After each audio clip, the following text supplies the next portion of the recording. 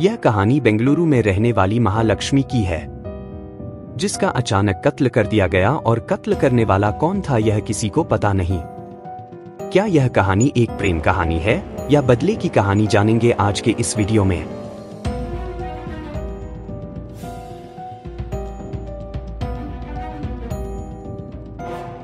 यह घटना बेंगलुरु में रहने वाली महालक्ष्मी की है।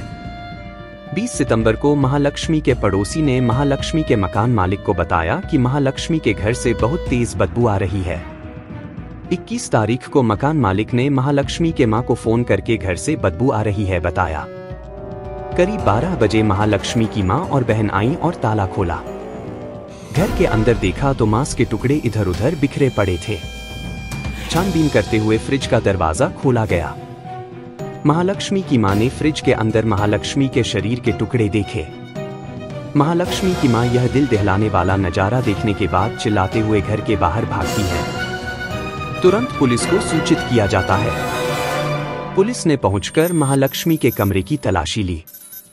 तलाशी के दौरान उन्हें पता चला कि महालक्ष्मी के हत्यारे ने फ्रिज के अंदर महालक्ष्मी के शरीर को 50 से ज्यादा टुकड़ों में काट दिया था।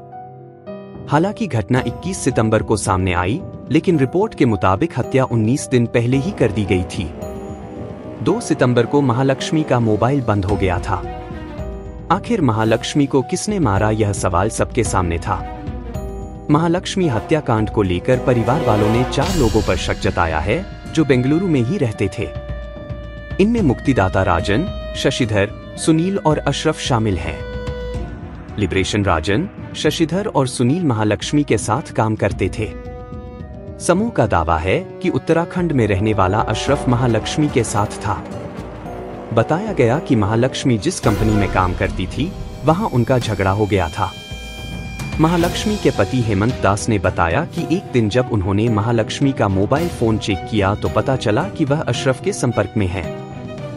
घटना के तुरंत बाद बेंगलुरु पुलिस ने हत्यारे की तलाश के लिए जाल बिछा दिया। आरोपियों की तलाश के लिए कई टीमें बनाई गईं। आरोपियों की तलाश में दूसरे राज्यों में भी छापेमारी की जा रही है। पुलिस एक एक करके संदिग्धों से पूछताछ कर रही है।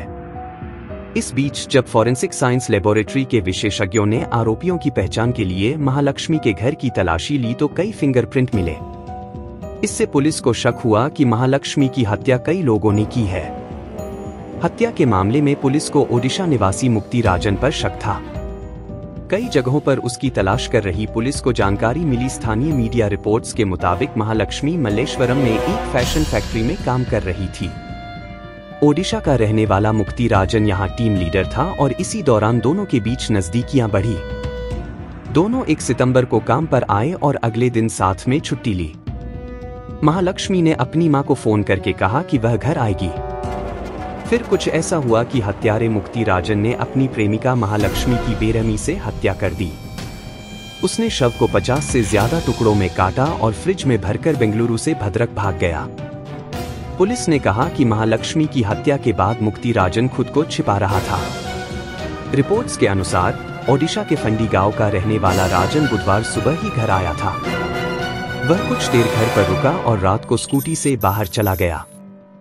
उसके बाद वह कहां गया किसी को नहीं पता, लेकिन बुधवार को उसका शव कुलेपाड़ा नामक कब्रिस्तान में लटका हुआ मिला। राजन के पास एक डायरी मिली। राजन ने अपने डेथ नोट में जिक्र किया है कि उसने 3 सितंबर को महालक्ष्मी की हत्या कर दी थी। राजन ने लिखा कि 3 सितंबर को जब वह महालक्ष्मी के घर गया तो उसने यह जुर्म किया। निजी मामलों पर उनसे झगड़ा हुआ था। फिर उन्होंने मुझ पर हमला कर दिया, जिससे मुझे गुस्सा आ गया और मैंने उन्हें मार डाला। इसके बाद मैंने इसके 59 टुकड़े बनाकर फ्रिज में रख दिए। नोट में राजन ने हत्या की वजह का खुलासा करते हुए बताया है कि उसने महालक्ष्मी के व्यवहार से तंग आकर इस कृत्य को अंजाम दिया। आरोपी राजन ने पहले महालक्ष्मी की गला दबाकर हत्या की और फिर हैक्सॉ ब्लेड से काट दिया। उसने बाथरूम में महालक्ष्मी के शरीर के टुकड़े टुकड़े कर लिए थे। फिर शव को फ्रिज में भर दिया गया। पता चला है कि सबूत मिटाने के लिए बाथरूम को तेजाब से साफ किया गया था। इस बीच आरोपी मुक्ति राजन प्रताप रे की मां कुंजलता रे ने दावा किया कि मुक्ति राजन ने कहा था कि वह महिला के जाल में फंस गया था। वह उससे पैसे मांगती थी। उसने ऐसा डर के कारण किया क्योंकि महिला उससे पैसे मांगती थी।